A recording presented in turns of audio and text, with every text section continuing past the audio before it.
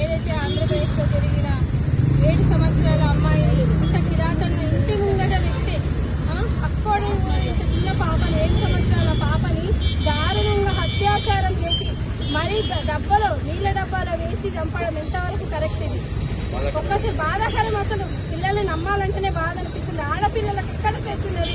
ఇంట్లో కూడా లేదు అసలు. ప్రతి తల్లిదండ్రుల దగ్గర కూడా స్వేచ్ఛ లేదు, పక్కల దగ్గర స్వేచ్ఛ లేదు. ఎక్కడికి పోతుంది అసలు? ఆ చట్టాలు ఎక్కడున్నాయి అసలు? ఒక్కసారి ఇట్లా జరిగిన వ్యక్తిని ఒక్కసారి మా ఆడలకు అప్పచెప్పండి. వాని అంగాన్ని ముక్కలు ముక్కలు చేసి రోడ్డు మీద ముక్కలు ముక్కలు చేసినప్పుడే, ఆ మొగోడికి మొగతనం లేకుండా చేసినప్పుడే మొగోడు సీదా అవుతాడు అనేది నా బాధ. ఎందుకంటే ఆడపిల్లలు చిన్న చిన్న పిల్లలు వంద చిన్న పాప దగ్గర ఏముంది అసలు? ఎందుకు ఇంత ఘోరంగా చేస్తున్నారు అసలు? మనుషులు కాదా? అన్నం తింటలేదా అసలు?